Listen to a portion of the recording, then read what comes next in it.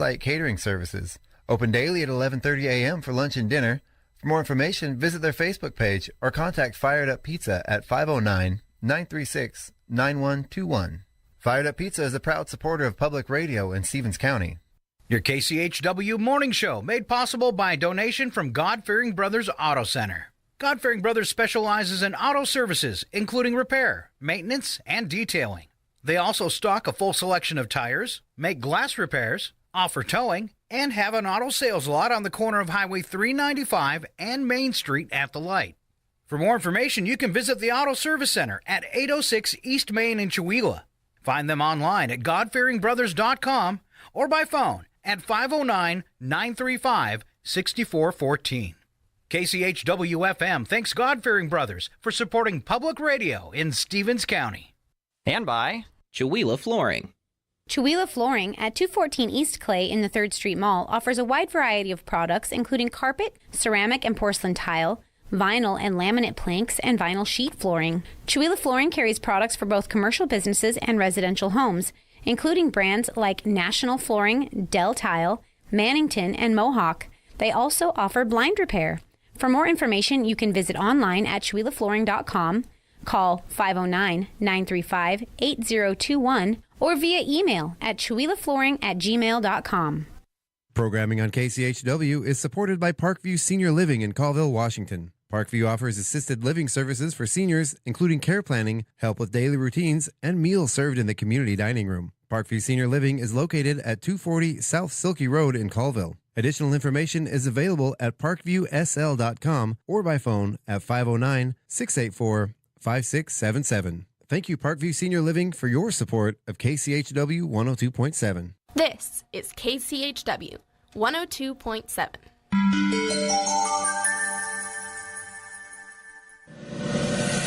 You're listening to Northern Lights Public Radio on 102.7 KCHW. Chewelah.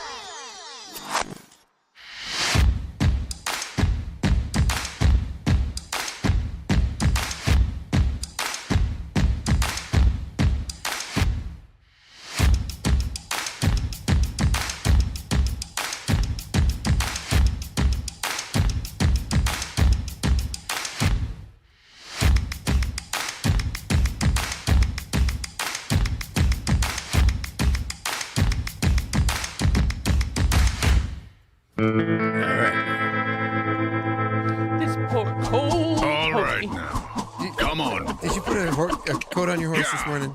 Music to my ears. that pony, yeah, that little horsey. Good boy. Boom, boom. Yeah. Good morning. Welcome to the KCHW Morning Show. It is Wednesday, December 3rd. We are here with myself, Chuck Ritchie, and our ever-lovely co-hosts, Miss Paula Randall and Miss Sharon Ludwig. I see I went with Paula first. I know, that's so exciting. Well, I had a hard time. I wanted to call you Gino. Like my brain kept saying Gino. No, it's Sharon. Because I've been doing our Christmas cards, and our Christmas cards are listed as Gino. Yeah. So my brain now has this visual seared into my head of Gino Ludwig in our font on our computer. Yeah. Okay. So, sorry about that. That's okay. Good morning, Gino. He was snoring when I left, so he's probably not awake listening to us yet, but he will wake up. Well, it is December 3rd. This is our first local roundup of the month. We got a ton of stuff going on this week and this weekend. We're going to cover and a bunch of stuff coming up through the month. It's a fun, exciting holiday season. It is. Are you guys down and ready? I'm ready. I got the weather up. Outstanding. Well, go ahead and take us through it. All right. Well, so wait. Before you do that, our weather and mountain condition report brought to you by 49 Degrees North Mountain Resort. Yay! That means we get to go. Yay! Okay, I'm very excited now. All right, so today, of course, is December 3rd. Can't believe it's December already. Today is going to have a high of 34 degrees and a low of 31 degrees. There's a potential for some mixed showers going on today. It says anything specific? Nope. It just says on another page where we might have, I'm going to the NOAA site now, a 20% chance of snow after 1, right? Mostly cloudy with a high near 27, calm winds. So there's a chance of some snow mix coming today. Tomorrow, the 4th, we have a high of 36, a low of 31 with morning snow showers. Friday, the 5th, we have a high of 35, a low of 31. Snow! 69% chance of snow. I'm so excited. During the day. There's snow business like snow business. Right? We have an evening that was mixture bad. of rain and snow showers possible, but I think we're just going to keep it all snow because I want snow. Saturday, the 6th, will have a high of 40, a low of 34, mostly cloudy skies. Sunday, the 7th, we have a high of 42 degrees, a low of 36, and showers. Boo. Let's see the details on that. And then comes Monday. Cloudy with showers, chance of rain 50% during the day, and then in the evening it looks like it's going to clear up and the chance of rain is lower. So we have Monday, a high of 43, a low of 42 with showers all day. Is it really showers? What's up with that? I thought it was wintertime. Well, when that daytime temperature gets up to 43, Yeah. you know, it's not going to snow. No. Yeah. It And all won't. the snow that we've worked so hard to build up will be gone. Oh, yeah. I know, Yeah. and it's going to turn to ice and it's going to melt, and I don't like it. All right. So on Monday the 8th, we are going to have 60% chance of rain. So chances are pretty good it's going to rain, and that's going to carry into the evening, although the chances for rain in the evening lessen by 10%, so maybe we won't have so many evening showers. On Tuesday the 9th, we have morning showers again, a high of 48, a low of 37. Wow, that's Wednesday the 10th. That's hot. It is hot. Right? 48. Almost 50? Right? What's Woo. interesting, if we go to the NOAA site, I guess it says 8 miles. So this is the 49 degrees NOAA report. They're 8 miles east of Chihuahua. And it's just all this rain that we're getting turns into snow up on the mountain, which is good. Yeah. And as we look further into the month, if we go through the Thursday, on Saturday the 13th, it looks like the snow comes back and the temperatures drop again down in the lowlands here. But yeah, looks like we're going to have wonderful snow, and then that dreaded rain is going to come back. So speaking of the mountain report, yeah. Yeah. 3 years ago, I journal. So 3 years ago, a couple days ago, we had 8 inches of snow. Ooh. Wow. I Yeah. love that. Yeah. You know, even years when we haven't had a lot of snow, it feels like we've had more snow by this point. Yeah. I Yeah. I have a hard time struggling to remember a year since I've lived here that it didn't snow within a week after Halloween. Last year. Yeah. And this year we got nothing Yeah. until December. Yeah, we didn't have almost. anything Yeah. last year. We didn't? Okay. I thought we did last year. Nope. I They remember got snow on the mountain, but we didn't have any snow down here. I remember one year I built this really neat tunnel going up to my front porch, up to my front door for Halloween, and I made these archways with PVC pipe and covered them in the fabric fun. and did spiders and lights. It snowed Halloween, like late Halloween night, and woke up the day after Halloween with it all collapsed on the front porch. Oh, no. And I was planning on using that PVC pipe for a plumbing project, and it all got ruined. Well, going So- up to the mountain for the weather, right? Yeah. Okay. Are we doing this? Do you have to do this? Can I do this? Yeah. I want to do the first one here. Can I Okay. do the first one? Yes. Okay. They're not even open yet, but we're going to go ahead and get through the report. Actually, this isn't the first one. We did them last week, too. But Yay. yeah, we do have at the base of the mountain, we have a total snow depth of 7 inches. 2 of those inches have come in the last 12 hours. Then at the summit, we have a total of 11 inches with 3 inches of new snow in the last 12 hours, 13 inches in the last 72 hours. So it's actually gone up and then dropped back down a hair. Yep. It is currently snowing lightly with good visibility, but obviously they're not open yet. But there is new snow yesterday and last night, and they say it keeps adding up. And the forecast looks good for the rest of the week. They're going to start operating just as soon as they have that sufficient snow base. Yeah. Right? Yeah. And they'll get out the machines when it's time. Yeah. But yeah, look so at it's- their webcams. It's a lot of white powdery stuff up there. You know, speaking of, we had that. It didn't really snow so much here in the valley as it did on the way to Spokane. I had to drive my wife to the train station. Her train took off at like 3:49 a.m. Yeah, it's terrible. It's a horrible schedule. It is. If you leave out of Spokane at all, it's sometime after 2 a.m. So there were times driving there with her, and then back by myself by that point 4:30 a.m. There was a good portion of the trip where it was complete whiteout conditions. You couldn't Wow. even. There were a couple areas where the only way I could tell I was even in the lane is I just sort of pinball back and forth between those rumble strips. Oh, wow, yeah. And that was the only way I could even tell where the road was. I couldn't even see through the snow. Wow. One time on the way there, I guess I wouldn't call it snow blindness. That's a different thing. But, you get like warp speed where all you see is the snowflakes snow coming at you. Yeah, turn off your brights, but yeah. And, no, I don't can't drive with your brights and that stuff. But at one point I was looking down because I don't know about other people, but I sometimes will get sort of mesmerized in the sense that it feels like I'm not moving because you can't see anything around you and all you see are these big snowflakes and it feels like you're just kind of barely moving or holding still. Mm-hmm. I looked down, I was going 60 and I felt like I was barely just moving and I'm like, of course I'm not going to slam on the brakes, but it was, but it wasn't bad. I mean, luckily though, when you're in those conditions, there's snow on the road. When there's snow on the road, you get the traction from the snow. It's not as bad as ice, but it's still... Yeah, still, you don't want to be going too fast. It's still pretty scary, Yeah. That would be alarming if I didn't know I was going that fast. Yeah, I had no idea. I literally felt like we were just creeping along at like 20, 30 miles an hour. It was bizarre. When I was in my early 20s, I was in a total whiteout at 3 o'clock in the afternoon. And you couldn't see. I pulled over as far as I could. And this was near Quincy, which is where I grew up. But and then somebody ran into the back of me. Oh, no. And they were going about 4 miles an hour, Right. But I wasn't off the road. I thought I was off the road, but I wasn't. Wow. Yeah, it was awful. I think one of the scariest conditions, and it doesn't look like it's in the forecast anymore, but yesterday we had some heavy fog in this forecast for sometime this week. Yeah, fog is just awful. Yeah, have you ever? I mean, we've all been in areas where you had to fog. pull over in the fog, and you hope you're off the road, but you can't really tell. Sometimes you can't pull off the road. That's what's scary. I think I was talking to my sister. We were driving across the country, right, and we were sharing the scariest driving stories that we've ever had. Oh, great! I While know, you're right? driving, Well, it helps you keep awake, right? Because then you're like, yeah. But the scariest time, I was trying to get from I-5 to 101. Or 101 to I-5 because I was driving down 101 and I had to go visit my friend in Chico. So coming down from Washington, trying to cross over. And Chico, California? Huh? Chico, California? Mm-hmm. Wow. My friend was there. My best friend was there. And he was hosting us for the night. So it's like we had to get there because that was our sleep destination.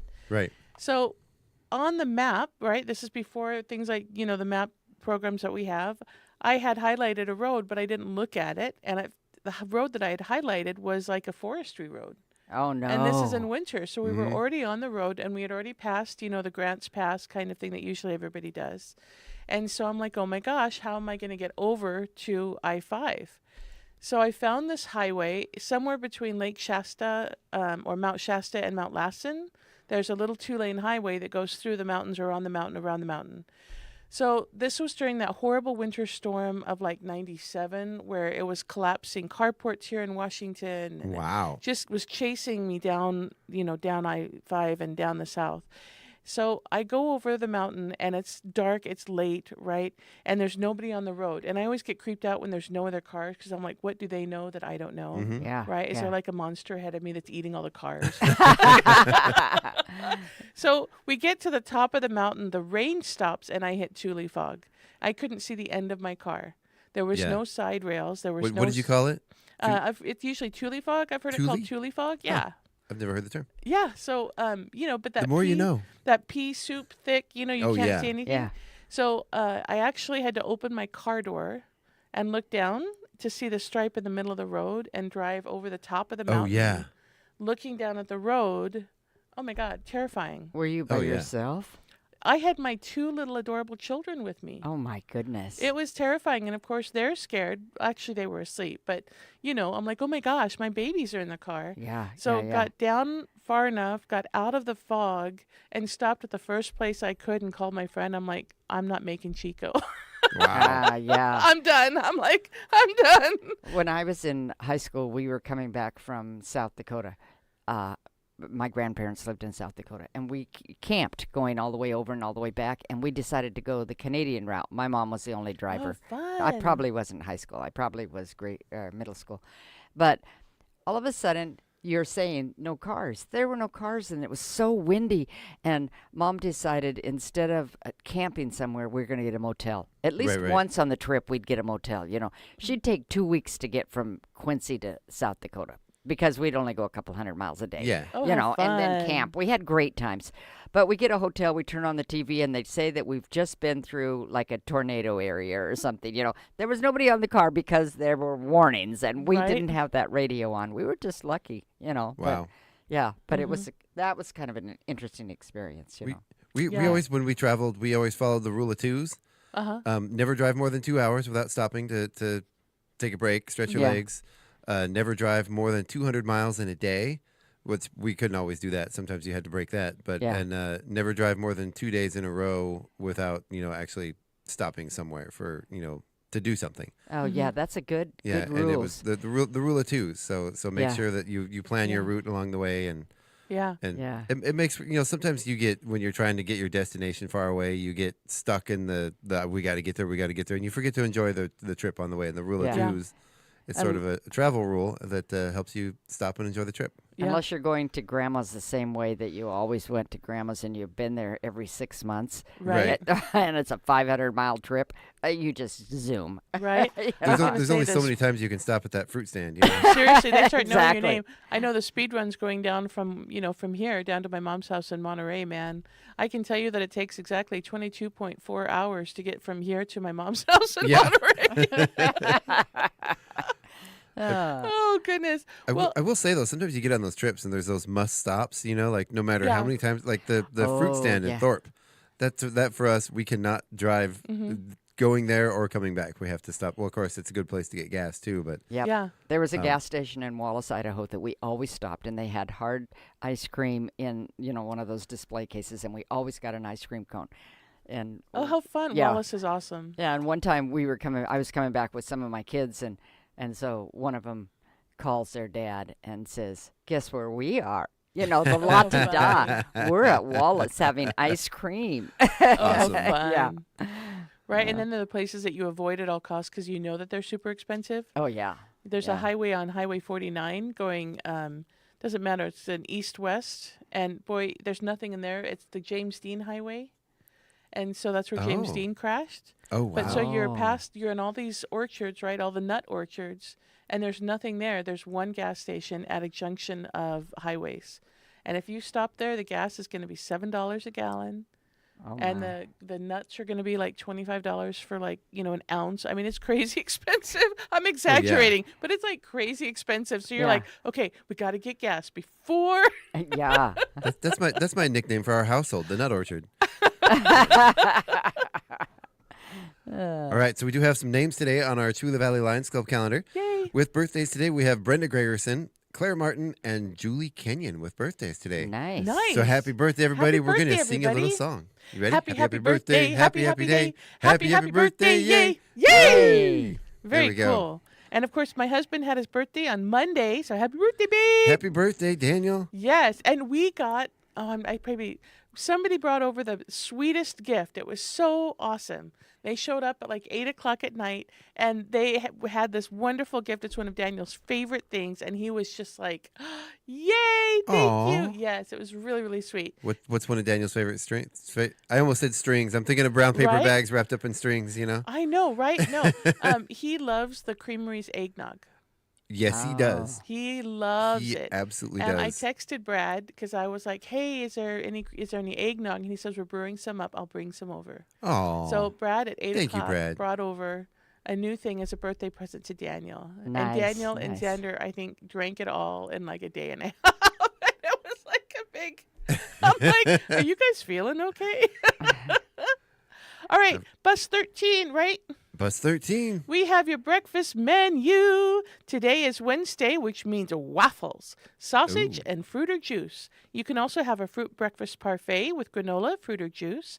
You can have a variety of cereal, maybe multiple cereals at once, with yogurt, fruit or juice, Or you can have Chef's Choice fruit or juice. And, of course, milk is offered daily. Ooh. And then for lunch today, it is a cheeseburger. Actually, this is comfort food, man. Cheeseburger, tater tots, and fruit and veggies. I want to go to school for lunch. A bee's sugar. Right? Our kids, when they were little, for some reason, they had a hard time pronouncing cheeseburger, and it stuck with us for years as bee's sugars. Oh, how fun. Yeah. Yeah. Like spaghetti is, it was Pescetti. Spaghetti. How do you say it? Pescetti. Pescetti. Yeah, the P is always first. Okay. My mom still to this day says aluminum. Oh, how fun. So, do you know next week on the 10th, they are having chili with cinnamon rolls? Yes, they are. What is it? Is that a thing? That is a Midwest. That's like a Midwest thing, I guess. Like You put like the chili on the cinnamon roll? No, silly girl. Well, I don't get it. You just have the cinnamon roll for dessert. No. No. They put the chili. I don't know if they put the chili right on the cinnamon roll or if they have the bowl of chili and they just like sort of stick the cinnamon roll Now in it as a that garnish. is weird. And I've tried it, and See? it is amazingly delicious. Huh. That sounds Because weird. the sweet Does and the sound cinnamon weird. and the chili go so well together. I know when I make chili, I like to do a little Mexican flair with my chili, and I put some cinnamon in it, and one of my favorite ways to make chili is I'll use leftover what's the stuff the chocolate the mole. I like making my chili with leftover mole, so it's like a chocolate cinnamon chili. And it's phenomenal. My taste buds are freaking out right now. With I'm trying to with like the spicy? imagine what Yeah, that would, just- right? Well, you've had mole, right? No. So mole is I know it. Daniel loves it. It but doesn't taste like chocolate at all. It's made with dark chocolate, so it doesn't have the sweetness. It has more of the savory side of the chocolate. Right, so you have the tomatoey. There's no thickness. tomato in it. But Are it's, you sure it's chili? the chili? Well, I will make it with leftover mole sauce. So it's not like chili. It's like some kind of a mole stew. Yeah, pretty much. We'll call it. We'll Okay. call it that. We'll call it that. But then you use the chili beans and you make it like you would chili. Only I'm not a big fan of tomatoes myself, but So okay, all right. Well, it's cool. delicious. Yeah. Well, I'm looking at the whole menu for the month, and that all looks good. I mean, Right, look at this one. That scratch looks really good. pizzas every Friday, Mhm. potato soup, hot dogs, tacos. The walking tacos. Yeah. Burritos, corn dogs. Oh yeah. Wow. And waffle fries with their corn dogs. How fun. Mm-hmm. Yeah. That does sound like fun. It's interesting. So they're having fun with the menu. I like that. So Yeah. One of these days we're gonna get a hold of the head of the Ooh. lunch program, and we're gonna get them on the morning show. Well- So if you know who that is, actually, it'd probably take 5 minutes of phone calls for us to figure out who it And is. But I they haven't probably done that are yet. over there cooking breakfast. They I was probably just gonna couldn't show say. up. Yeah. we could like go over there for breakfast or Yeah. lunch. You know, do they a used live broadcast Yeah. from the school and have From breakfast. the school and have breakfast. Chef's choice. Yeah. Or Hey, we guys, can finally find out um, about that whole, You guys have an extra seat for us? They used to have lunch with your kids, but I think with security nowadays, you just couldn't get away with that. Oh yeah. You know. Yeah, I definitely. think you can. You just have to sign in and have your Oh, yeah. background check done and donate a liter of blood and Well, make sure to- fingerprinted. fingerprinted and have And your I've- retina scanned and I've had to go into the schools for several things, and you just like you said, you just You ring the there's a doorbell. buzzer thing, right? You have to buzz Yeah. in. Yeah. Yeah, and then you yeah, sign in. and you sign in. Yeah. Yeah. Yeah. No, I But- wish it was that secure. That would be. I mean, no, I don't. But Do keep I don't the know. keep the kids safe. That's the Keep the important thing. kids safe. Yeah. Yeah. All right. Let's see. We've talked about weather. We've talked about stories. What is there anything happening? No, it's just a dull month. I mean, it's December, and we're all going to sit home. Right? That is not true. Yeah. Hey, when does the Arts Guild put up the things in the park?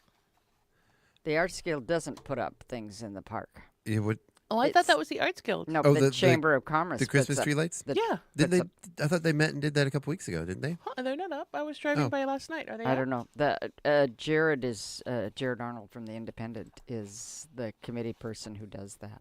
So you could ask him. Ooh, okay. And then I think the chamber got some other additional lights that are, things that are lighted anyway. I think from some city that was giving them away. Yay. So Cool. we're looking forward to seeing that too. Oh, I'm excited. is Oh, cool. good. Okay. So Right. Kiwanis is doing Operation Santa. We wanted to start with Yes. that. That is, they are collecting right now And with the help of the community, they've achieved in helping between 200 and 300 local children have a brighter Christmas each year.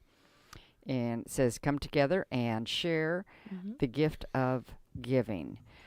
The toy gift drop-off location is at Red Line Finishing.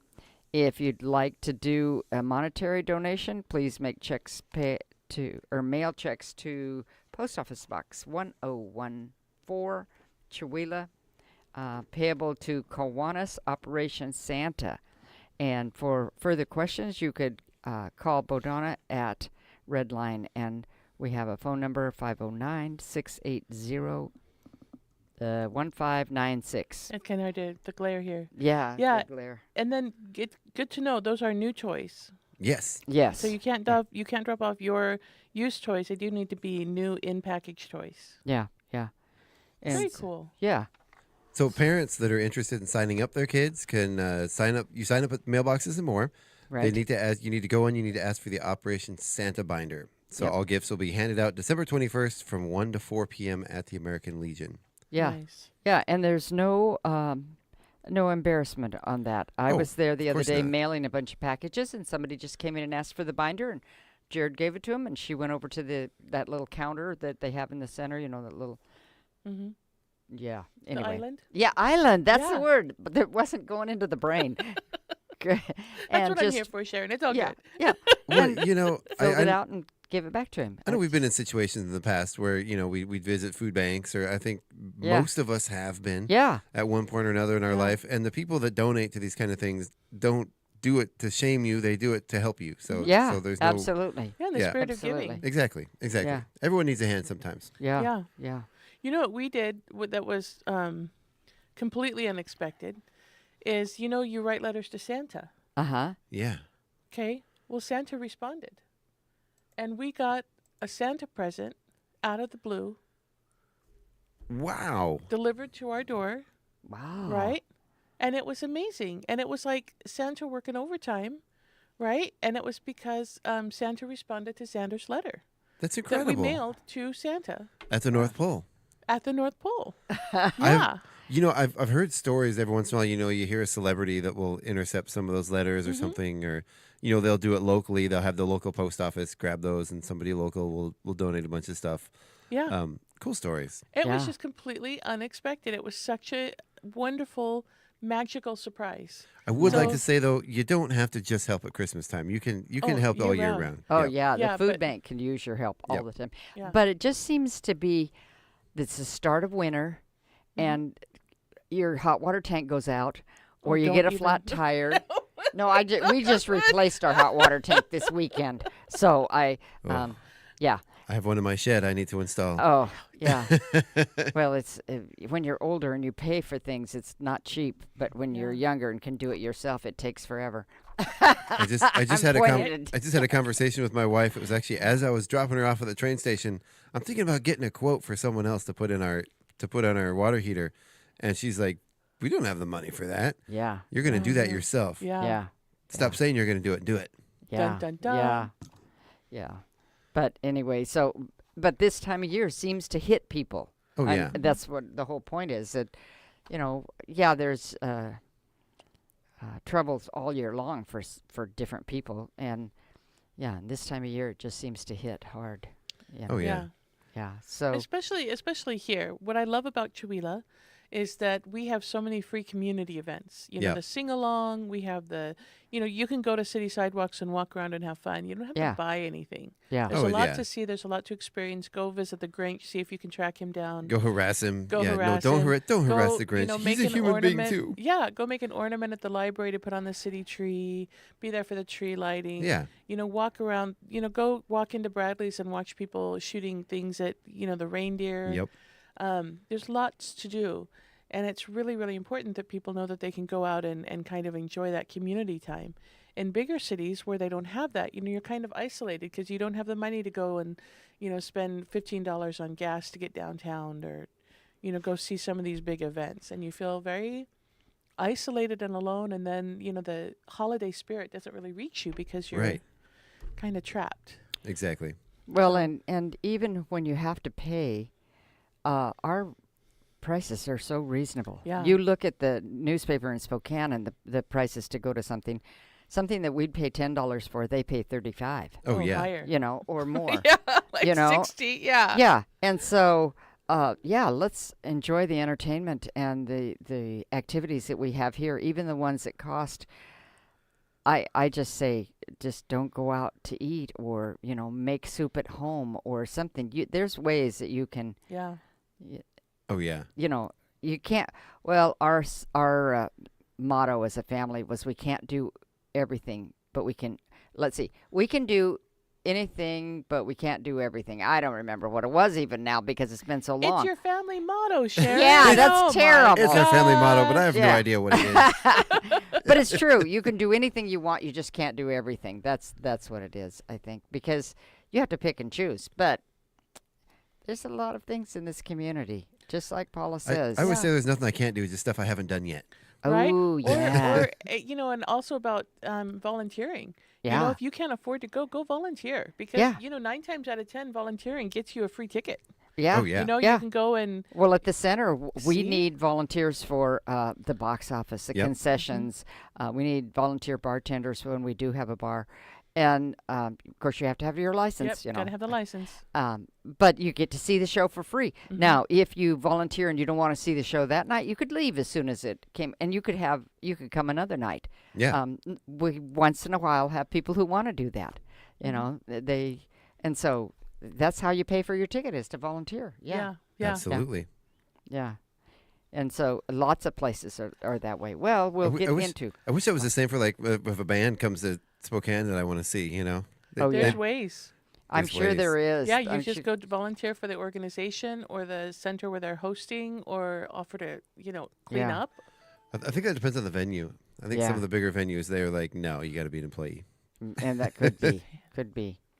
Right. Okay, so But today never ask. is Wednesday, December 3rd, and we're going to start the day with pickleball, which we have on Monday, Wednesdays, and Friday. If you have questions about that, go to their Facebook site, Chihuahua Pickleball Club, and it's at the old middle school gym that's right off the highway on Lincoln Street. This evening, there's bingo at Fired Up Pizza from 6 to 7.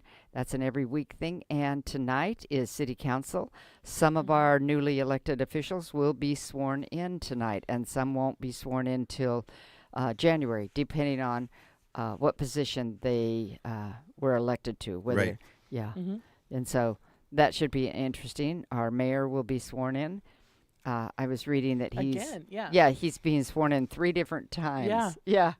And so, yeah. That's like good ceremony. Yeah. Right. And he's got it all set up each different time too. Yeah. So yeah. That was a fun article. Yeah.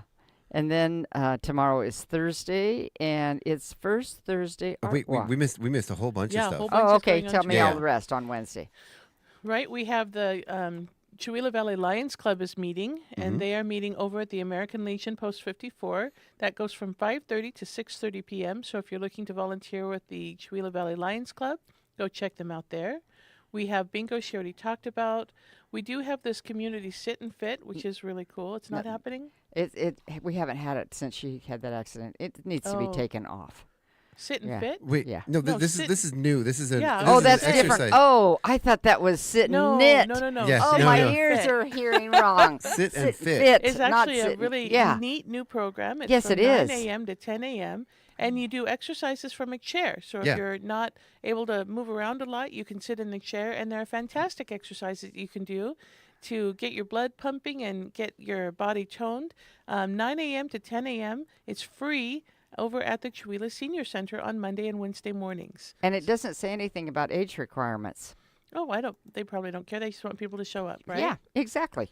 And then it looks like we have First Wednesdays with Ted at the public library. That's really cool. That's going on from 10 a.m. to 3 p.m. That one I'm not sure about because that was happening when Brandon Hansen still worked for Ted, and he hasn't worked for Ted in a while. And I think there's some ghosts in the calendar. That's the chamber calendar. Oh yeah. So yeah. All right. So what else do you have going on, Chuck? And that brings us to a point. If you put your activity on either the Chihuahua calendar, which is called Chihuila.events. Yep, Very good. Events. Or on the chamber calendar, and you all of a sudden have changes, please let them know. Yes. Because we want those calendars to be accurate. Mm-hmm. Exactly. Yeah. Exactly. So, okay, then on into Thursday. I already said Thursday. No, I didn't. Nope, you didn't. Oasis karaoke with DJ JD, and that's at 8:30 to 11:30 every week on Thursdays. And it's also the first Thursday Art Walk, which is the start of a wonderfully exciting weekend. Mm-hmm. Now, the spot, or the not the spotlight gallery, but the art Words? The Art is- Walk? Yeah, but Yeah. it's the display is the same as last month, right? It's Yeah. a Yeah, but fashion it's show. amazing. They're just yes, not it doing a is. fashion show. Absolutely. Yeah, I got to be in there when they did the runway. That was really It fun. was a lot of fun. Mhm. Yeah. It really Yeah. was. Watching local people model those beautiful gowns and beautiful things. Oh, excuse yeah. me. Yeah. And of course, Thursday is always the food bank is Yep. open from Yep. 10 until 2 p.m. Right now, there's no reason to go hungry. Go to the food bank and no questions asked. They'll give you a whole bunch of food for the month. If you have food to donate, please feel free to go and donate during those hours as well. Non-perishable food, perishable food, and money are all accepted, including dog food and cat food. So if you have anything like that, that is accepted as well. And then we are not having a spotlight gallery, so I need to take that off. So yeah, anything else on Thursday, Chuck? That's all I have for Thursday. I think Sharon's itching to get to the weekend. Right? Well, you know. So exciting. Friday, we start the morning with the Chamber of Commerce at 7 a.m. Mhm. and adult pickleball. And that's what I have for Friday. Then we go into... There is actually one more thing here on Friday. Let me get logged in here. There is a concert at the Seventh-day Adventist Church. I will get to that really quick here. I Is forgot that the to Joy open up. to... No, the Joy to that's the on World Sunday. is Sunday. Okay. I'm going to open it up here right now. So I forgot to get this. It was sent to us through our online form. If you go to kchw.org and there's an event you want to submit, there's a place there where you can submit your event directly to us. And that is the Community Christmas Concert featuring the For His Glory musical group. This is December 5th at 6 p.m. at the Chihuila Seventh-day Adventist Church. I've been to some of their concerts. They put on a good concert. Oh, good. Yeah. Right. Yeah. And that's at 2310 Sand Canyon Road in Yeah. Chihuila. Yeah. I keep saving things to talk about. Now I can't find the posters that I saved. Yeah. Well, we have lots to talk about. So we have city sidewalks, and we have so much stuff going on. You could spend all day on Saturday downtown or in the near vicinity. We start the day, of course, with the city sidewalk holiday business specials. Yes, and there's a whole page full of stuff, you guys. This is amazing. I think everybody in town is participating. Yes. Acres United, Bean Patch Antiques and Other Things, Black Sheep Vintage, Cattle Country Couture. How do you say that? I don't know. Okay, well, we're going to go with it. Chamber of Commerce stuff. Chihuila Farmers Market is going to be there on 3rd, right? Yeah. Very, very cool. And then Chihuila Golf and Country Club, 30% off clothing, 20% off golf shoes, 10% off golf balls. Chihuila Library, there's going to be the ornament station at the library so you can make an ornament for the Christmas tree. And that's a free thing. And And, that- the farmer's market, you said that, but it says free cookies. Oh, and a free drawing for prizes. Well, Free? we love free. Free? Free, you Ooh, say? and Bean Patch Antiques and Other Things. Aren't they the ones that are right by Bradley's Taekwondo? Right there Right by around the the corner. they're Yeah, right by next the to the laundry. The Legion. The laundry, yeah. She says she's going to have free cookies. Oh, Uh-huh. nice. Right? Sally's lovely. Yeah. Gotta yeah. go check that stuff out. Ooh, 25 Columbia Creamery, 25% off all Columbia Creamery apparel and drinkware. Get your eggnog. Well, Right? drinkware, not drinks. Drinkware and apparel. Well, still, get your eggnog. Actually, that mural, do they have is there apparel with that beautiful mural? Because, I mean, I would love a creamery sweater with that mural. With what is her name, the cow?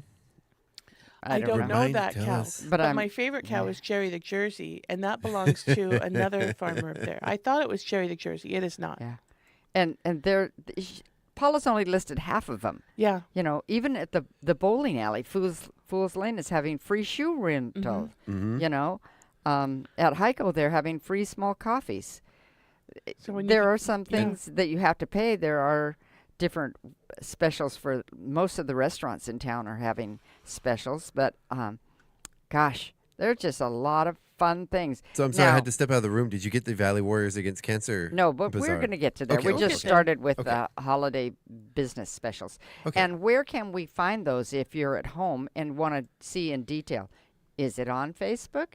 Is it on where did you find yours, Paula, that list? Chihuahua News and Information. Chihuahua News and Information. Yeah. 'Cause, Okay.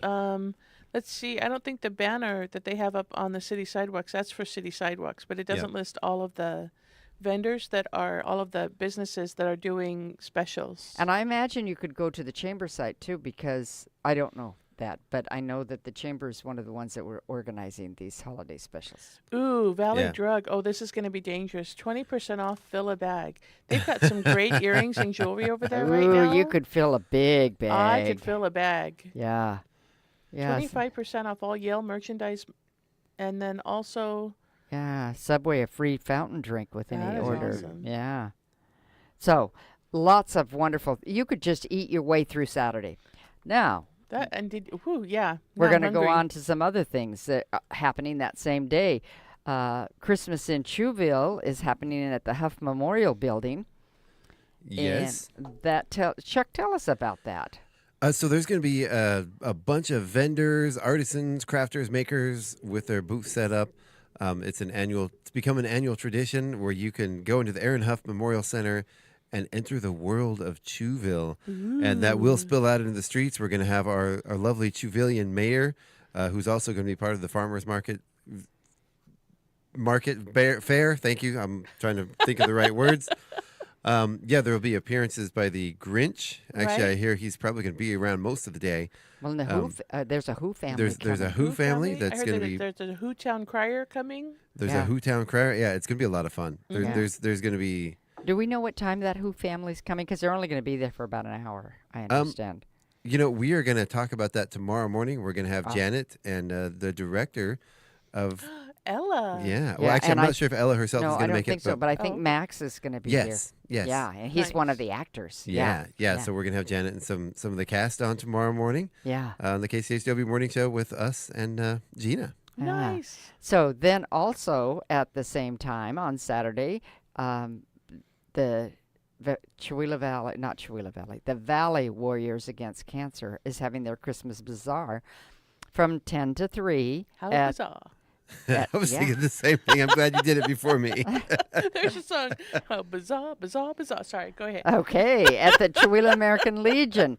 And they also will have coffee and food provided by the American Legion. So, and you can go and purchase things, or you can just make donations also to the Chihuahua Warriors. Chihuahua. It's the Valley Warriors Against Cancer. Yeah. But they don't discriminate. They still help people in Chihuahua. Oh yeah. You know. We're all neighbors. Yeah.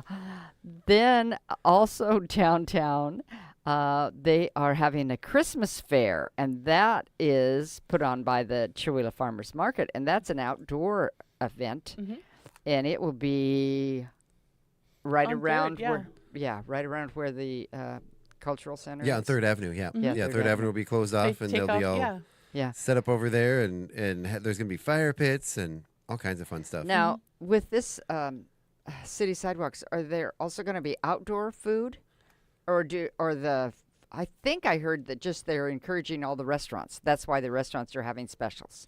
Yeah, I don't think there's going to be a lot of food vendors. I know it's pretty difficult to do Yeah, hot that's what I food in the thought. cold and Yeah, with that's weather what I being thought. unpredictable. Because they didn't want to take away from, because we've got several really good restaurants downtown, and so they wanted to. Yeah, stick and with- our new Thai place is open Yes. on Saturday. Yeah, So yeah, yeah. Are they open on Saturday? right. Because it I was- thought they were Thursday, the- Friday, and Sunday. They're Thursday, Friday, Sunday. The barbecue's Oh. going to be open on Saturday, Okay. but maybe they'll make a guest appearance. I don't know. I haven't Right. talked to them Yeah. about it. Ooh, yum. Okay, and Becky's Best Buddies is doing pet photos with Santa from 10 a.m. to 1 p.m. at SETI's Ace Hardware. And so it says a pause, lively, perfect holiday outing. Yes. Pause, Does it lively. say how much it is for the photo? No, and I don't know if it's just a donation or what. It doesn't say. But it has one of those QR codes if you wanted I'll to. have to go check it out. Okay. Positively. Yeah. So Right. I talked to Becky about this yesterday, and yeah, it's by donation. It's going to be a photo op, but They will be there taking donations. You are Okay. more than welcome to donate. There is a QR code on the poster. If you actually go, these are available. No, they didn't get put on the Chewila events calendar, but if you go to the Chamber of Commerce calendar, Okay. all of these posters are available. And I'm about to scan the QR code while you guys move along, and I'm going to tell you where the QR code takes you. Okay. Then also over at Bradley's Taekwondo from 10 to 3. Reindeer And we have games. enough time there. That's 5 hours. Mhm. You could spend all 5 hours and not do any repeats. You could be downtown the whole time, Mhm. shopping and specials. But they are having reindeer games. This is awesome. You can go, so they get their instructors, all the instructors dress up, and they're going to be reindeer, there might be a bear, there might be a few other animals, and they set up the punching bag things as like trees for them to hide behind. And so they'll run between the trees and stuff, and you have a little bucket with Nerf pellets, right? And for $5, you get a bucket full of Nerf pellets, and you try to shoot a reindeer. And the reindeer have been instructed to die most magnificently if you shoot them with a pellet. And so the one who gets the most, dramatic death, I don't know what the incentive was for Well, Sensei. we'll call that a foam dart, not Right? not pellet. Pellet has A foam worse- dart, yeah. Yeah. And so it's so fun. So the reindeer games are happening. It was a great success last year. Everybody had a lot of fun. I think Daniel won the prize for most dramatic death.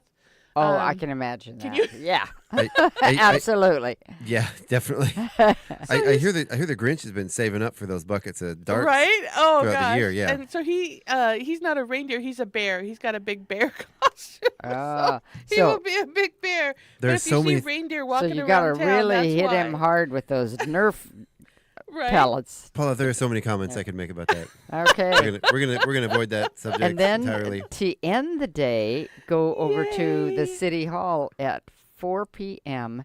and there we'll have the Christmas lighting. Now, you can also make an ornament over near there. The Chewila over at the Library library. is having ornament creation station from 10 to 4. Now, did I hear that that station was changed, or is it still at the library? It's still Well- at the library. We just read about it. Well, is it okay? Because I know there was some discussion. I missed the last meeting because they were planning on being there all alone. They're not going to be able to open the library on a Saturday, but they're planning on being under the covered area in front of the library. But they're worried about people not going over there because it's so far off the rest of the activities. They might be joining the market. And they might okay. be over there for the ornament building, and then take your ornament over for the tree lighting ceremony. Yeah. Yeah, because in the paper that we were reading, even on there, it says they will be at the library. Okay. Well, and if it's not there, they'll have a sign to redirect you. Right? Exactly. We will find Yeah, out. yeah. And so that tree lighting is at 4 p.m. I imagine we'll have some dignitaries there. Which, as we all know, it is dark now at 4 p.m. Yeah. Exactly. Thank you, So, daylight savings time. yeah. And then Joy to the world. and you'll be seeing all your friends downtown. So be Oh, yeah. there for City Sidewalks. And the next day, on Sunday, December 7th at 2 p.m. Wait, is... we're missing something on the 6th. Okay, what are we missing? We are missing the Hallelujah performance. I can't wear it. What the center there I was going to say. So Hallelujah, the Messiah performance is going on in That's- Kettle Falls, Yeah. and that is on Saturday and Sunday. Okay, I So- thought it was the next weekend. Mm-mm. Well, you know what? We have Dave Quistad in the other room to tell us all about it. He's our guest today. Okay. Well, isn't it important that I mention it now? Yes, it is, and we'll come back to that. That's a Right? beautiful poster. Isn't yeah. it pretty? So Yeah. it's on Saturday at 7 p.m. and Sunday at 2 p.m. at the Woodland Theater, Kettle Falls. So that is happening this weekend as well. Yeah. Okay, now you can go into Sunday. So, Joy to the World concert. It's a Christmas concert. Sarah and Jesse Brown, Steve and Chaz Riddler, and the Eastern Washington University Symphonic Choir and Collegians Jazz Choir. Now, I was talking to Gail, the president of the Arts Guild, and the tickets are getting a little slim, so you can still get some at Acres and Valley Drug, but I do believe that does sell out every year, though. It does sell out Yeah. every year. And you can also get them at the House of Music in Colville. There might be some at there online, but I don't know. Honestly, I got to be honest with you. I'm surprised they're not sold out already. Yeah, she said that was real close. So Yeah. if you want to, you can try those outlets. Yeah. And I think the Messiah is also mostly sold out too. So tickets are scarce, but I think there might be still a few out there, and he will tell us when he comes in. Yeah. Okay, let's see. Looking forward to this interview. I forgot to mention it at the beginning of the show, so apologies for that. But yeah, we have a wonderful guest coming in here, and just a little bit, David Quistad from Kennel Falls Theater is going to come in and tell us From all the about Woodland this. Theater, yeah, yeah. from the Woodland Theater. Yeah, to tell us all about this amazing show. This is going to be, I'm so excited. Three of our good friends are in this show, and I'm super, super excited to go listen to them and go sing. And they're so fun. They were like, do you have time, Paula? Can you go and we'd love to do this. And I'm like, oh my gosh, between the Christmas Tree Labyrinth and the One Acts and everything else, I'm like, there's no way. Oh, yeah. Yeah. But then we're going to breathe wait a to hear little 'em. bit Yeah. after that for a couple of days. And Why then don't you? starting on Start Friday, right back up again. Suzical will open, and those tickets are at Acres Valley Dragon online. The Suzical is being produced by Stage Time Amazing. Theater Group, and there are 64 kids in the cast. Yeah, you can see the cast of all the kids. Yeah, if you go to ChewilaCenterfortheArts.com and check out our new website, Yeah. you can click on the Suzical, and it tells you what the story is. Admission, of course, is $10. Show opens on December 12th, and that is how many shows on Friday? Here we go. Yeah. So Friday. December 12th. I'm really looking forward to that show. 7 It's going to p.m. be Oh my fun. gosh, right? And then Saturday is a 10, 2, and 7, and Sunday is 2 and 7. Now, I was looking at it last night, and our old website had a place where it does say now. So it says, get your tickets available, and purchase. It wasn't on there yesterday, and I sent a quick email to our web guy, and he put it on last Nice. night. So you can go to there and buy your tickets. That's this good. is great. Yeah. Yeah. Well, your web guy's pretty cool. So there's that. Yes, yeah. That's pretty cool. Okay. Okay. I'm super excited. We're volunteering for the schools, so Xander and I will be there. Yep. Which, to tell our audience, we put on special shows. These kids do 12 shows in 4 days. It's amazing. Yeah. It takes kids to have that kind of energy. Yeah. Janet, Yeah. I don't know how you do it. And on Thursday, they'll be putting on 3 shows during the school hours for neighboring schools. And we were able to get a grant this year that is Yes. covering transportation for this winter show and our spring show for the area schools. So we'll be giving it may not cover the whole thing. It's $7 a mile. So for buses. Yeah. And that's what we're paying them for each school that's coming. So we've got from Inchelium, Summit Valley, Valley. We've got schools Nice. coming that are going to come see this. So you've got 3 shows on Thursday, 3 shows on Friday, and then Friday night they have another show. So they have 4 shows total on Friday. The kids And again, do. we're going to have Janet on the morning show with us tomorrow. We're really going to dig in deep to this fun. program and Yeah. the busing. It's so cool. I was going to say we can do an entire show on it, but we are going to do an entire show on it tomorrow. Exactly. So, and it's been fun, and I'm been fortunate enough for about 30 years to help with costumes with Janet. Yeah. And it is so fun when we are able to pull out something that we've used before or made before and redo it. And so Oh, there yeah. are some of our costumes that we've pulled out and we've said, we're going to use this one for this. Or we've remade, we have, if you'll notice some of the, I can't remember who's wearing them. But anyway, they have purple, might be the fish, have purple shorts and purple skirts. And the funny thing is that those were skirts that the Sweet Adelines gave us, a bunch of clothing years ago. Oh, cool. And we made, I made shorts out of the skirts for a show a long time ago for the Oompa Loompas that were in a show. Oh, fun. And I ended up having to, to get all 30 of them or something, whatever. It was terrible. I had to piece fabric together, and now we've changed some of those shorts into skirts. And so it's just so fun to look at this stuff and say, we used this before. We're using it again. And there's even Woodland Theater had some social. Oh, yes. They did this play years ago, and they donated some of the stuff that they still had Yep, from that. And yep. And so it's we're- like a yep. multi-community effort. Yeah, we're love using it. their I love cute it. piano that they made, and It's yeah. gorgeous. It's so And then adorable. Melissa, well, I could go on and on, but you're going to go on and Oh, on yeah. tomorrow. Yeah. Yeah, and then coming up farther on during the month, I just want to tell you that the Chihuahua Arts Guild has their monthly meeting on the third Tuesday of each month at 5:30, and anyone that's interested in the arts is welcome to come to those meetings. And we'll tell you that again the next week or two. And then the Sunday, December 21st, talking about free events, is the Christmas Sing-Along, and that's at 6 p.m. At the Center for the Arts. And then Saturday, the 27th, is the Alumni Showcase, and that's at 7 p.m. And then the Christmas Tree Labyrinth is a free event, and that is from On the December 28th, 8th yeah, to 28th. 28th, through January 4th from 5 to 8 each evening. Last year it rained and Paula got wet, and she had a little bit longer hours than that. So we're cutting her hours back a little. We do need to get to break, but before we get to break, you mentioned the Christmas Tree Labyrinth. So there is a call out for volunteers for the Trash Parade Ball, which is happening New Year's Eve, as well as those tickets are going to be up and available very soon. If you're coming home from Spokane, you might notice, you look to the left as you're coming down the Windermere area. Yeah. There's a billboard up for the Christmas Tree Labyrinth and the Trash Parade Ball. Yeah. And there's a call for volunteers for the Trash Parade Ball.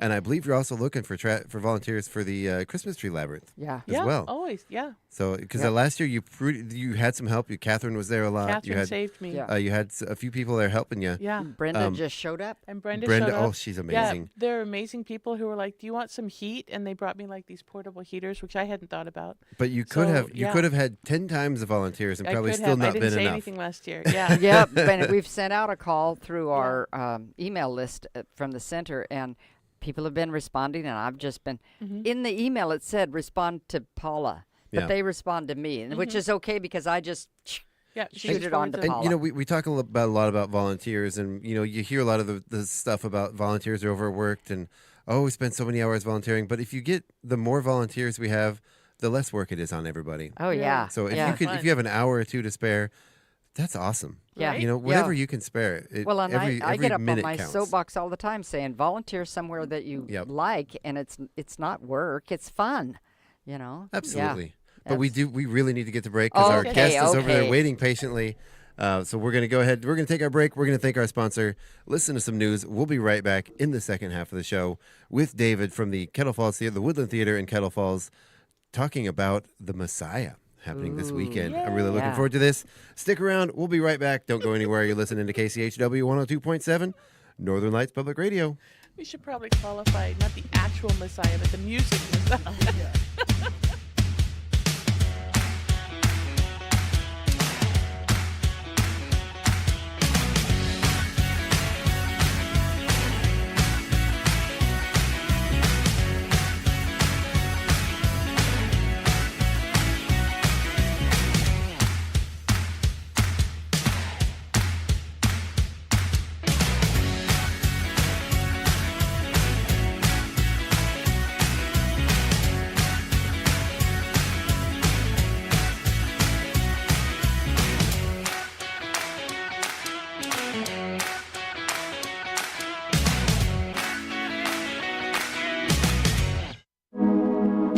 You're listening to Northern Lights Public Radio on 102.7 KCHW. Chihuahua, Colville, Kettle Falls. It's 8:21. Your KCHW morning show is made possible by donations from Colville Toyota. Colville Toyota, located at 160 West 3rd Avenue in Colville, offers new and used vehicle sales and service. Vehicle sales is open 8:30 a.m. till 7 p.m. Monday through Saturday, with a Toyota Express Maintenance Center open 7:30 a.m. till 6 p.m. Monday through Friday. More information on Colville Toyota's vehicle inventory and services is available at colvilletoyota.com. A small-town dealership with a big heart. And by Chihuahua Flooring. Chihuila Flooring at 214 East Clay in the 3rd Street Mall offers a wide variety of products including carpet, ceramic and porcelain tile, vinyl and laminate planks, and vinyl sheet flooring. Chihuila Flooring carries products for both commercial businesses and residential homes, including brands like National Flooring, Dell Tile, Mannington, and Mohawk. They also offer blind repair. For more information, you can visit online at chihuilaflooring.com, call 509-935-8021, or via email at chihuilaflooring@gmail.com. Programming brought to you by Ryan Moore, your Edward Jones financial advisor in Deer Park, Washington. Edward Jones, member SIPC. Edward Jones is a firm that helps individuals and business owners achieve their financial goals. More information is available at edwardjones.com or by calling 509-276-2974. Edward Jones, member SIPC, with locations in Deer Park and Chihuila. This is KCHW 102.7.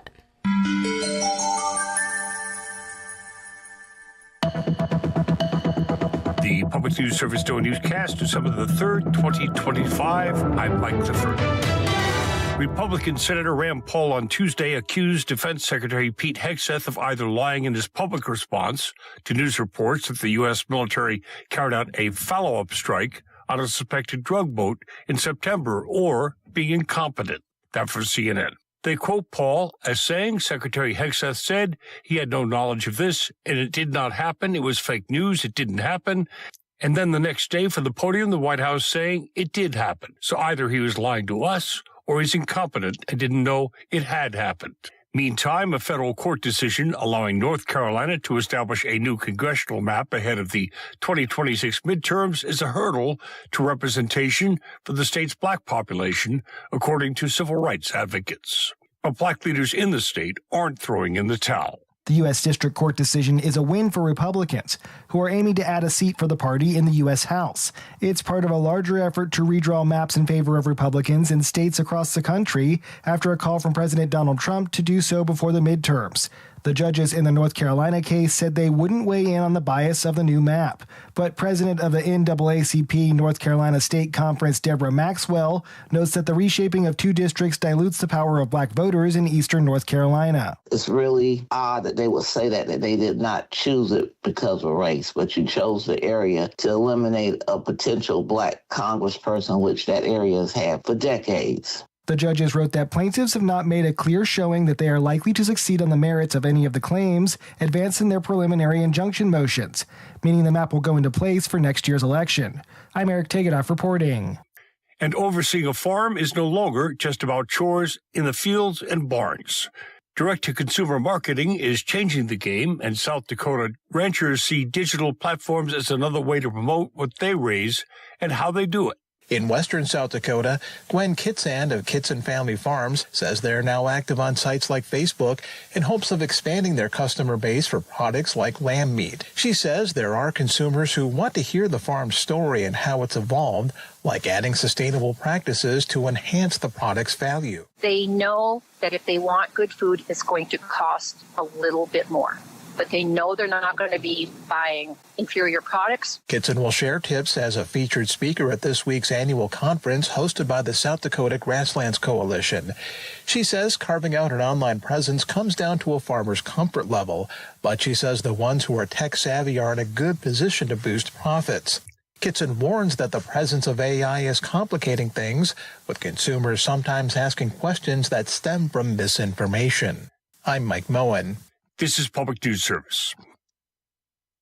As New England high schools work to expand their vocational training programs, many are taking cues from one New York City high school student-centered approach. DeWitt Clinton High School in the Bronx offers a dozen career and college pathways, which allow students to gain industry certifications, as well as college credits and even a paycheck. Principal Pierre Orby says an initial listening tour found the majority of students needed to work to help provide for their families. He says on-campus internships have helped boost attendance and get them excited to learn. For many students, they would take an opportunity to work here in a confine that they were safer than to be outside trying to make ends meet. He says the school hired teachers from industries that students wanted to work in themselves, including nursing, music production, and commercial art. The graduation rate last year reached 95% compared to 48% just a decade ago. This story is based on original reporting from Elizabeth Hubeck with Education Week. I'm Catherine Carley. And food share funds may have been restored in Wisconsin, but local organizations are speaking out about how program disruptions caused by the government shutdown are still preventing some residents from being able to access healthy food. Grow It Forward in Manitowoc County operates multiple food access programs. CEO Amber Dogg says while the state Supplemental Nutrition Assistance Program has resumed, the government shutdown delayed the approval of their application to accept food share at their Winter's Farmers Market until at least February or March. She says some regional farmers looking to accept food share at their farm stands are experiencing similar delays. So this prevents small rural farmers, but also grocers from being able to have the necessary funding and resources to keep their shelves stocked and their purveyors paid and their staff employed. Dogg says for every food share dollar that is spent, it provides nearly double that in economic impact.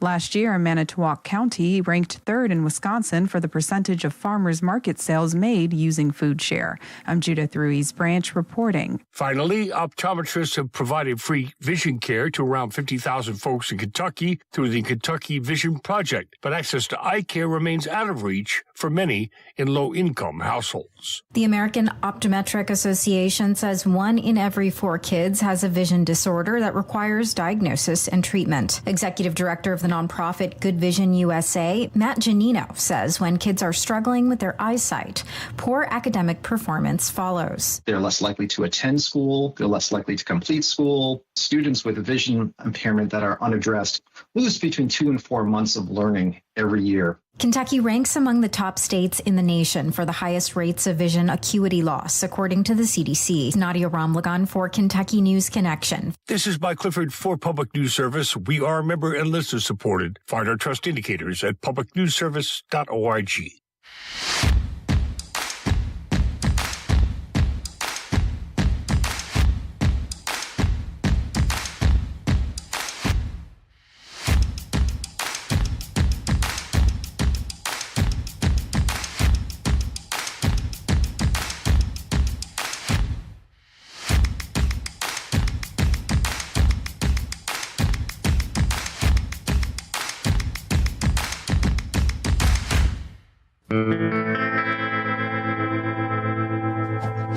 All right now. Come on, boy. Yeah. He probably doesn't need it. Good boy. Yeah. Yeah, again, welcome back to the KCHW Morning Show. It is still Wednesday, December 3rd. We are still here with my loveliest co-hosts.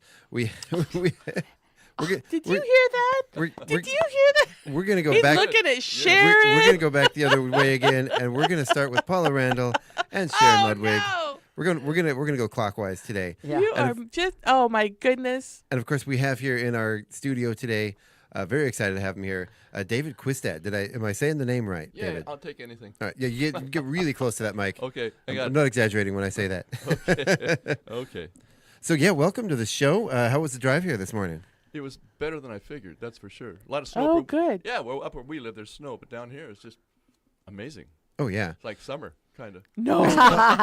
No. Can you help him adjust that mic a little bit? Yeah. It needs to be centered right in front of your face. Right in front of your mouth. So there lift you go. the whole thing up. There you go. Perfect. There we go. These microphones are very, what's the opposite of sensitive? Right, they're very directional. You can hear a pin drop the other side of the room, but you got to get your voice right up in there to hear it. Well, we are super excited about the Messiah. My family is going to go, and we're super, super excited. My friends are in it. We have several people that we know that are local here in Chewelah that are going to be singing. So tell us all about it. That's just fabulous. I'll tell you, it's magic. It has become magic, and it's just really, really cool. It's cool you have people there. It's cool you're going to be able to go there. Yeah. I think the tougher part for me is that I know that there are people who would like to go that may not be able to go simply because the venue is small. You know, Yeah. it only holds so many people, and in a way that's kind of a heartbreak because this is a sharing thing. This is not something for us. This is something everybody has passionately worked hard to put together to share, you know, during this time of year. Well, I would like to find out a little more for the people that aren't familiar with it. Tell us a little bit about the history of the show. Okay, of the Messiah itself? Yeah. It's kind of a neat, and I don't want to get this wordy, but it's kind of a neat deal because the guy that wrote this, Handel, George Frederick Handel, was also a contemporary of a guy named Johann Sebastian Bach. This is late 16th century, 1685, 1750, right in that period in time. And these two guys existed at the end of an era. Mozart was already in, you know, and everybody in his Baroque contemporaries were saying, you guys are a couple old goats here. It's time for you to step aside because it's time to move on. And they didn't. And and so what they did, and we'll talk about Handel specifically, you know, he was like, he and the other guy, Bach, took everything that was done, every idea that was ever had in the Baroque era, developed by everyone. In those days, it was called common practice. There were formulas for everything you did. It wasn't like free music. You know, you had a formula, and you glued this block to this block to this block, and it was all mathematically kind of put together, and they had things that they had to do. Well, Handel and Bach took all of those things, somehow pushed them all together, kind of like a Rubik's Cube, you might say, and click, and perfected all of it beyond perfection. Absolute. And to this day, everybody in those days says, well, those two old goats, they can just go away now because nobody wants them anymore. Today, they are the two most remembered and revered composers of that era, period. Oh, yeah. You know, and so, you know, you think about it that way, and it's pretty cool. Who are those guys again? Yeah, I know. And all the other guys who were very, very, very famous, you know, a guy named Telemann was the most prolific and most famous person in the Baroque era. Mm-hmm. How many people ask about Telemann today, you know? Right. And there are a whole bunch of those guys, you know. But anyways, so that's where it came from. And so they ended up perfecting this thing. And so what you're going to hear is the absolute height of perfection in the Baroque era, you know. Yeah. And see, in those days, what was cool is when you got to Mozart, there was a melody and accompaniment, you know, a little boom, doodle, doodle, doodle, doodle, you know, and somebody would play a melody.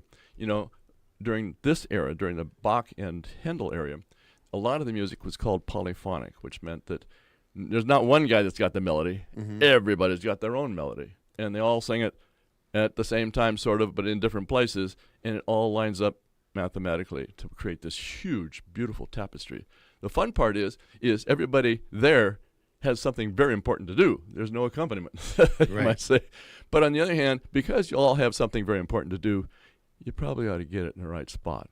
Right? You know? Yeah. Otherwise, it's not going to work for sure. Yeah. And so that's always a challenge with this particular style of music. And so that's where it is. And of course, Handel, again, another thing that's kind of interesting is that during this period, it was considered a great compliment to have somebody steal your music.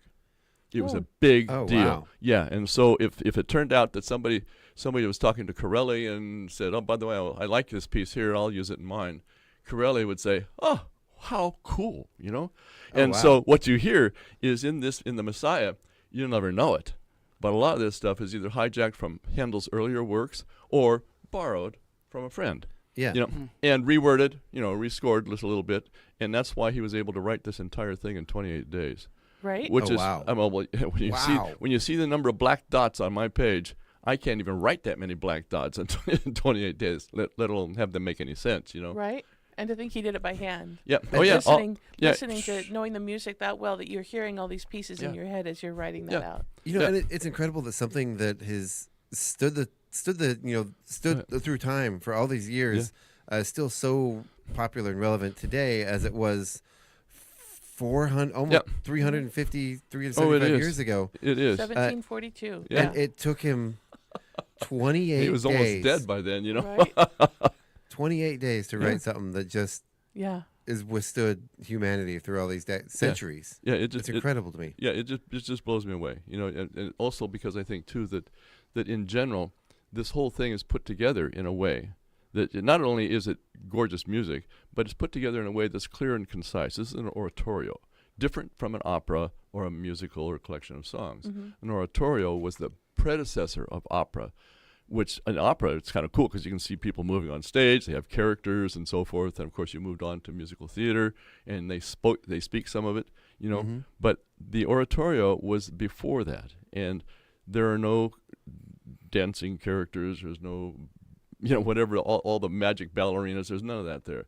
The idea is it's stated in a clear and concise language in a gorgeous setting, but very easy to understand. This one's in English, you know, and there's no action. It's just us and the music and the words to put this thing together. And it's pretty cool when you when you're actually part of this thing, because if you also look at it is even if you're there and you can't understand all the words, the musical lights you up anyhow. I was going to say the music is so beautiful. The music is just crazy, you know. And I think what also happens is this time of year, sometimes we forget about some of the other dimensions of the Christmas holiday season, you know. Right. And this is exactly the prophecy of the coming of Christ, you know. Mm-hmm. And most of it's taken directly from the Bible, but it doesn't sound like the Bible. It's taken from that, but it's all put together in the story leading up to the birth of Christ, you know. And so that adds relevance. That's by the way why you hear that this time of year quite frequently, you know.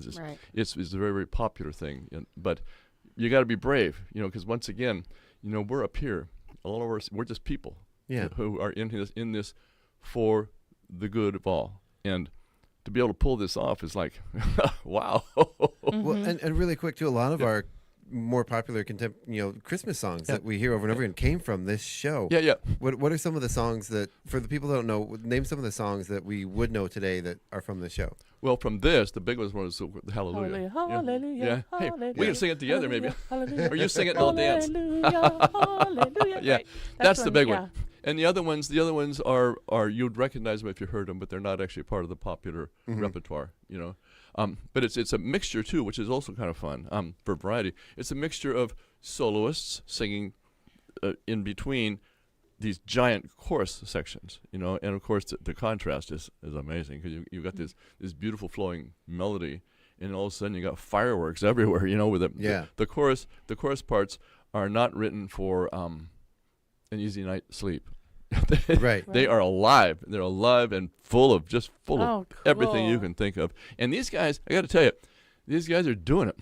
You know, and that's always the scary part when you first start this thing and you look at each other and you think, well, I'm prepared, and me too. I walk in there and we go. You always think you're prepared. Yeah. we have people. Yeah. How many? Back to step A. Yeah. How many people do you have? There are roughly 50 of us. Wow. Yeah, there are roughly 50, and that's wild. 50 people who have volunteered to come here to do this and pulled out their musical skills. You know, is that the musicians and the singers? Yeah, it's the whole musicians and singers. In fact, wow. we were talking like a couple of weeks ago. We were short some string players in the group, you know, to try to balance out this choir, which is like a B-52, you know. And one of the guys says, you know what? We went through every hillside in Stevens County, and this is all the string players we could rustle up, you know. It was so cool. Oh, fun. Yeah, it was really, really cool. And here we are, glowing faces, going at it, man. You know, incredible. Yeah. So we've heard about the show now. Let's hear about you. Tell us some of your background and your experience in musical theater and performances. Oh man, it just goes back a long ways. You know, I might just keep this really short and tight here.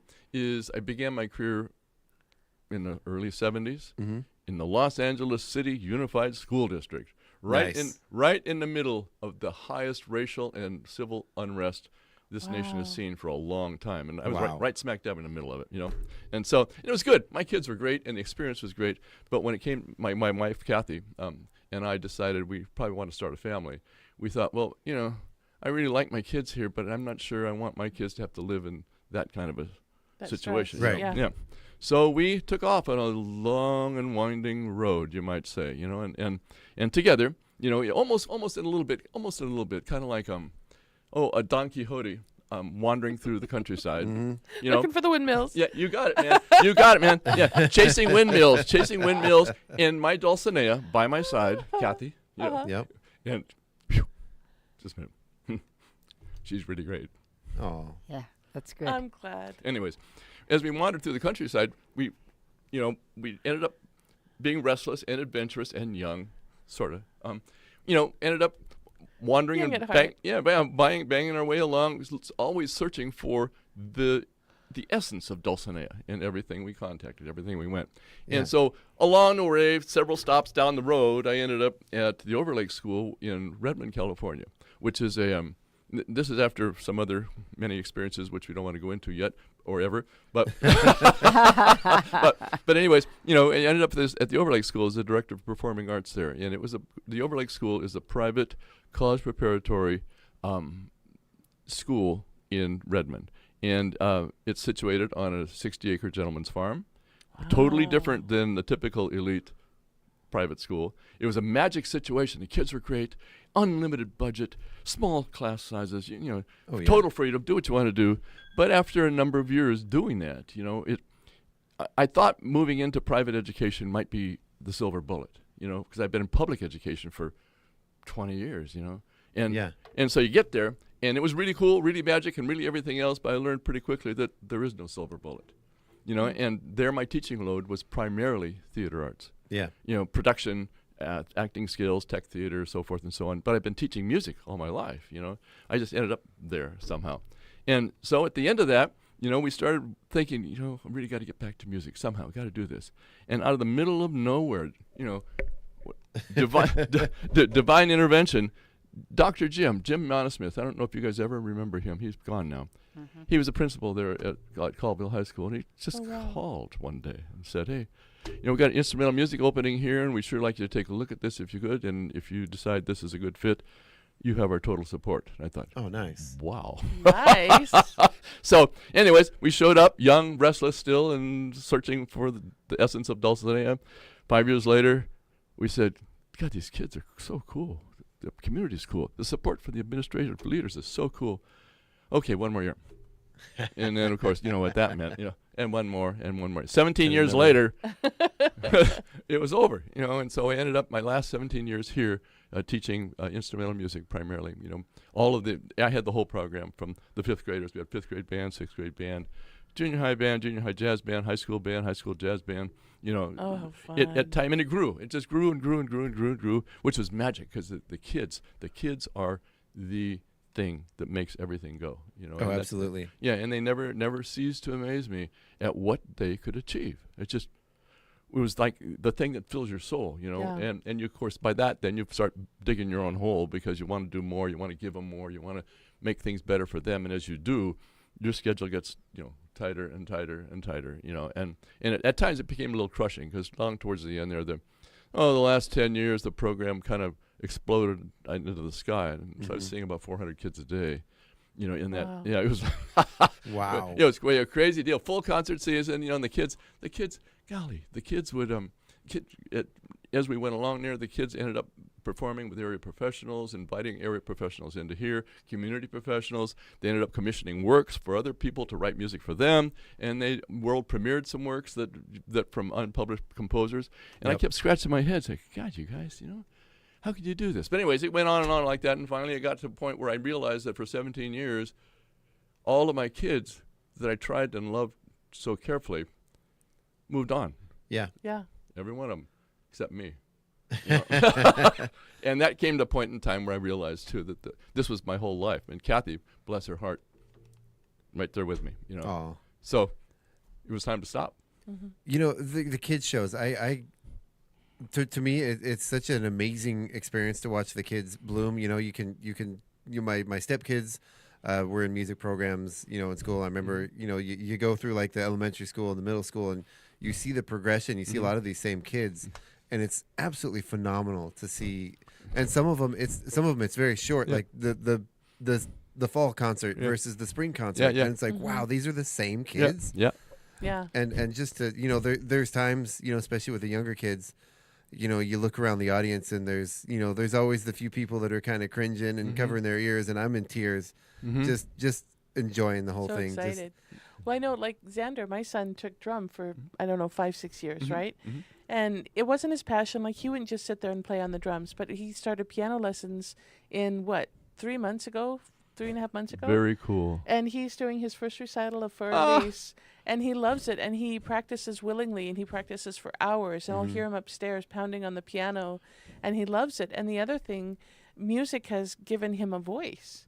He takes voice lessons, and he's got this wonderful, baritone, How kind cool. of voice. And he's been taking voice lessons with Stasia now Very for the past cool. 2 years.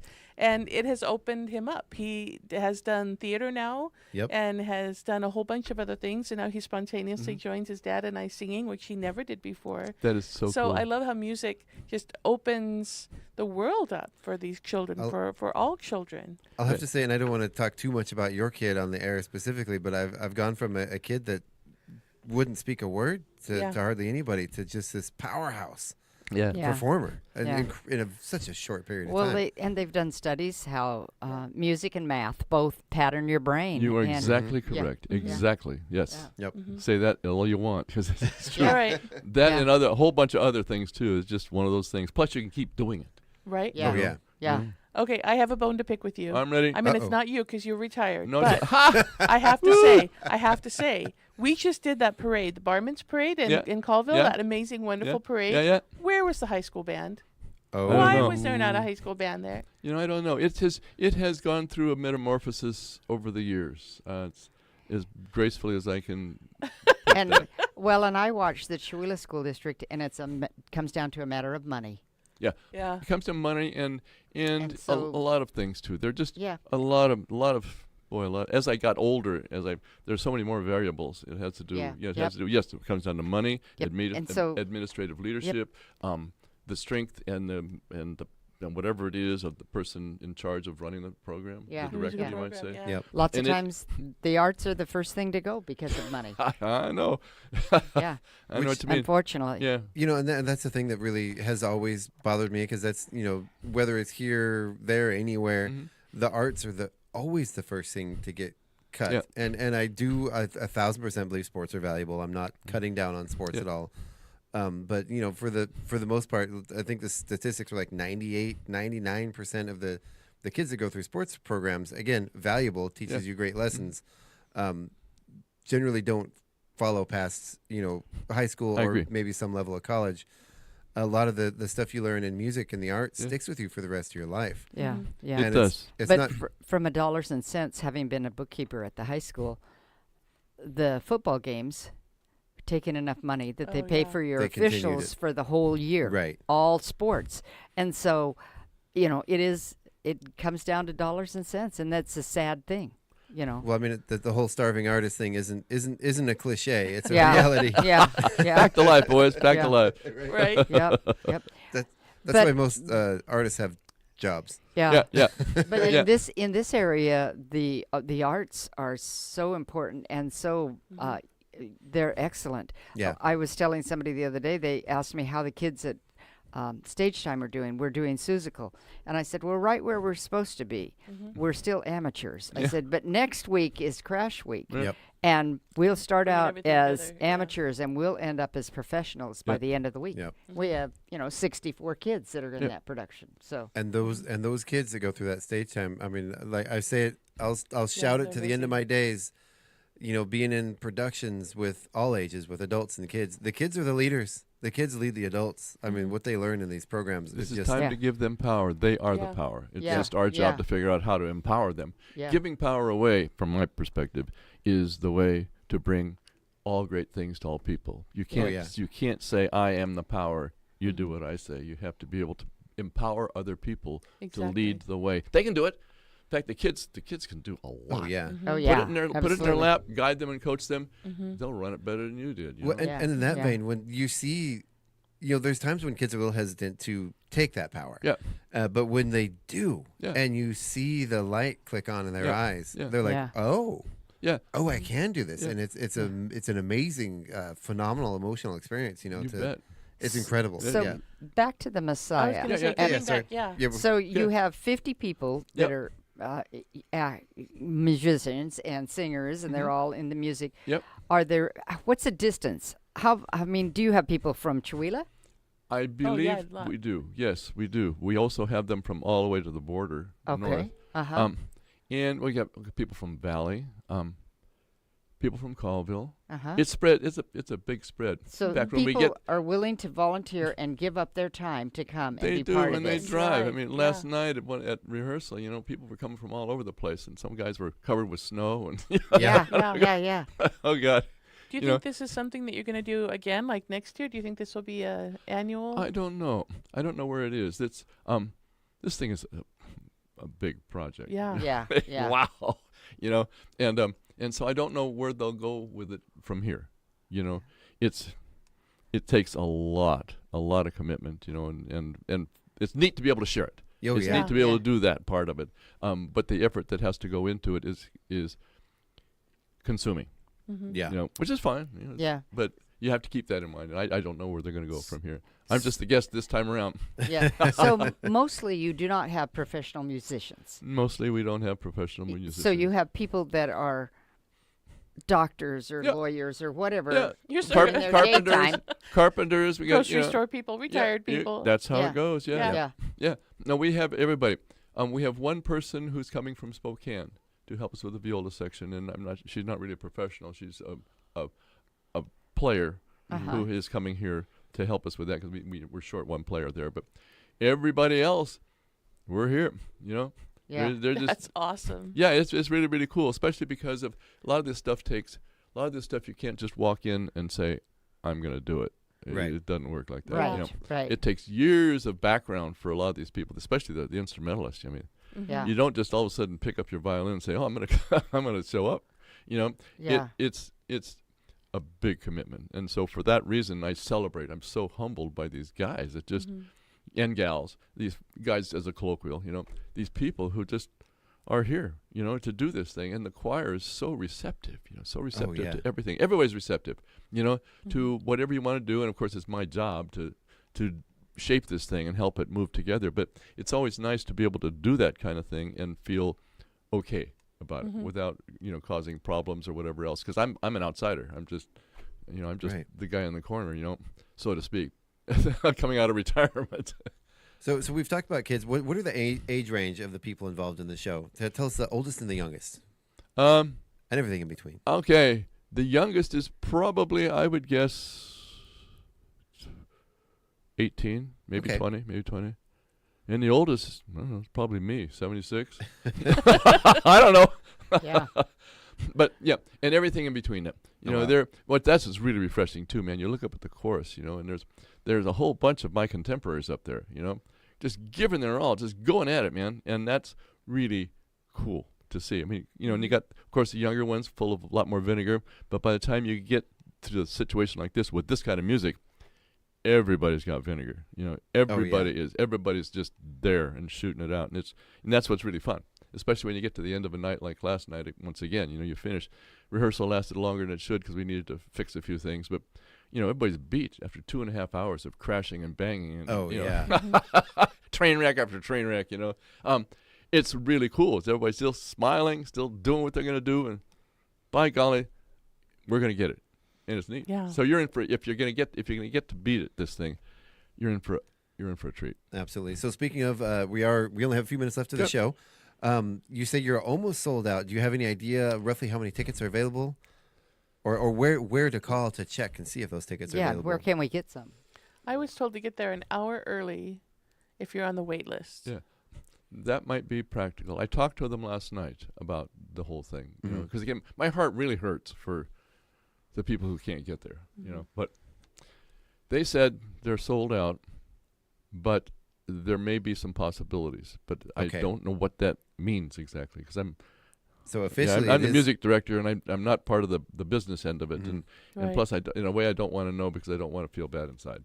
Yeah. Does that make sense? Kind of a chicken in that way. Yeah. A little too tender. Yeah. But at the same time, if somebody that's put on shows myself, to have a sold out show is really comforting. It is.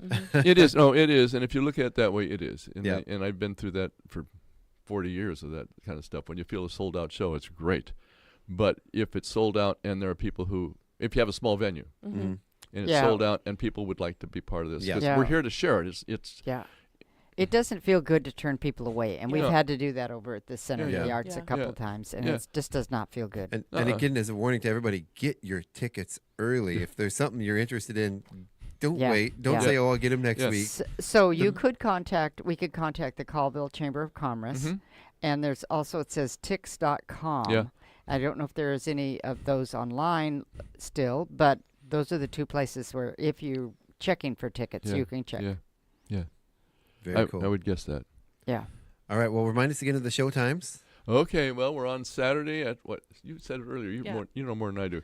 I'm just up Saturday there at waving my arms. 7. Saturday at 7. Okay. Sunday at 2. Yeah. Perfect. And 2 showings. 2 showings. Yep.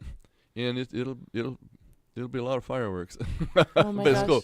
Thank you so much for stepping up to the David. task. Well, thank you for inviting me. Yeah, thank you so much for It's coming in very, today. Very cool, and everybody's still smiling. That's a good sign. Oh, absolutely. Absolutely. Yeah. All right. So again, thank you so much, David Quistad from the Kettle Falls Theater, the Woodland Theater in Kettle Falls. I always call it the Kettle Falls Theater. Yeah. It's the Woodland Theater Yeah. in Kettle Falls. Yeah. The Messiah happening this weekend. Yep.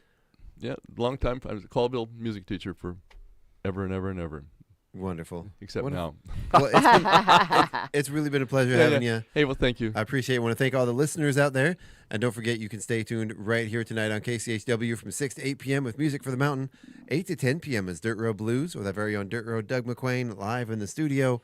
Then from 10 p.m. to 1 a.m., we bring you Planetary Radio, Sea Change Radio, Echo Shock, Total, and Earth Date.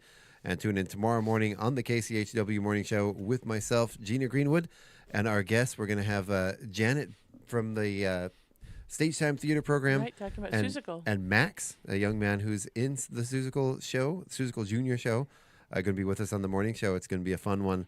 You're not going to want to miss that. And then, of course, Friday morning with myself, Craig, and Paula, and our special guest. And keep an eye out for the mountains. The mountain's going to be opening up soon. We don't know when, but we're gonna keep an eye on that weather report every day.